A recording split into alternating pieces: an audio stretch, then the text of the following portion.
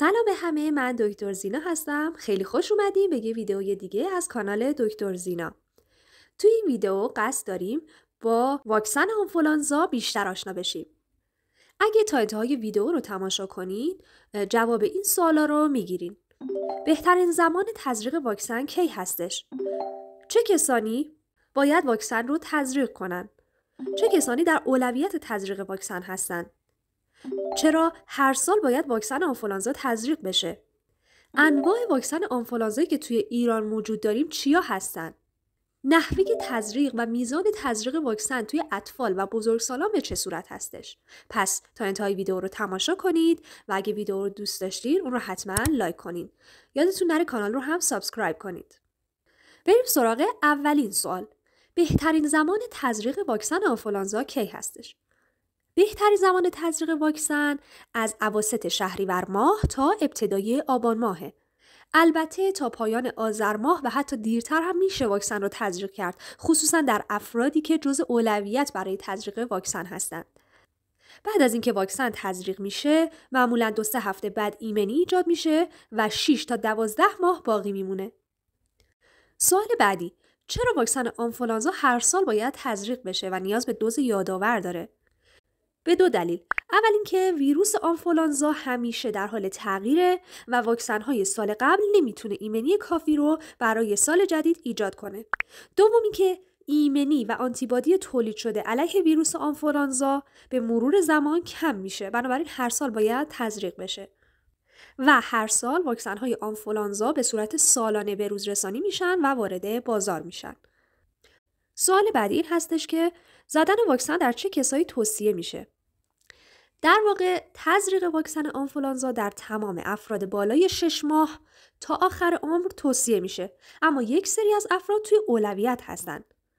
افرادی مثل خانم‌های باردار، کودکان 6 ماه الی 5 سال، بزرگسالان بالای 65 سال، افراد دارای بیماری‌های زمینه‌ای، کادر درمان، افراد دارای نقص سیستم ایمنی و ایدز، افرادی که در خانه سالمندان زندگی می‌کنند و افراد بسیار چاق با BMI بالای 40. خب بریم سراغ انواع واکسن‌های آنفولانزای موجود در ایران. اولین واکسن وکسیگریپ هستش، ساخت کشور فرانسه. این واکسن 4 ظرفیتیه، غیر فعال هستش، در افراد بالای 6 ماه قابل استفاده است، در شیردهی و بارداری ایمن هستش و به صورت سوسپانسیون‌های آماده تزریق نیم سیسی است. آنتی بیوتیکی که توی این واکسن استفاده شده نئومایسین هست. این واکسن در افرادی که سابقه آلرژی به تخم مرغ یا پروتئین مرغی دارن ممنوع هستش. واکسن بعدی اینفلوواک هلند هستش. هم 3 ظرفیتی داره، هم 4 ظرفیتی. این واکسن هم مثل وکسیگریپ غیر فعال هست. در افراد بالای 6 ماه قابل استفاده است، در بارداری و شیردهی ایمن هستش، به صورت سوسپانسیون آماده تزریق نیم سیسی هستش و در افراد با سابقه آلرژی به تخم مرغ یا پروتئین مرغی ممنوع هست. آنتی بیوتیک مصرفی توی این واکسن جنتامایسینه. و آخرین واکسنی که توی ایران وجود داره فلوگارد هستش. این واکسن ساخت کشور ایران هست، از نوع واکسن‌های نوترکیب هست و به دلیل خلوص و آنتیژن بالاتری که داره پاسخ ایمنی و کارایی بیشتری نسبت به سایر واکسن‌ها داره، خصوصا در افراد بالای 50 سال. همچنین این واکسن فاقد هر گونه پروتئین با منشأ تخم مرغ، آنتیبیوتیک و مواد نگهدارنده است. در نتیجه میزان حساسیت زایی با این واکسن کمتر هستش. البته تزریق این واکسن برای افراد زیر 18 سال ممنوعه. ایمنیش در بارداری و شیردهی هنوز به طور کامل ارزیابی نشده. و سوال آخر این که مقدار تزریق و نحوه تزریق در کودکان و بزرگسالان به چه صورت هستش؟ در کودکان بالای 6 ماه تا 8 سال اگر اولین بار هستش که واکسن آنفولانزا رو دریافت میکنن، باید در سال اول 2 دوز واکسن به فاصله حداقل 4 هفته تزریق کنند. در بقیه افراد تزریق 1 دوز کافی هستش.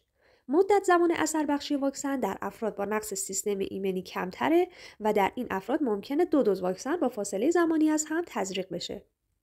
نحوه تزریق هم به این صورت هستش که به صورت عضلانی یا زیرجلدی عمیق زده میشه. در بزرگسالان در عضله دلتوئید بازو و در کودکان در عضله قدامی خارجی ران. مرسی که تا اینجا این ویدیو رو تماشا کردین. اگه ویدیو رو دوست داشتین اون رو لایک کنین. هر سوالی درباره واکسن آنفولانزا داشتین اون رو کامنت کنین. یادتون نره کانال رو هم سابسکرایب کنین.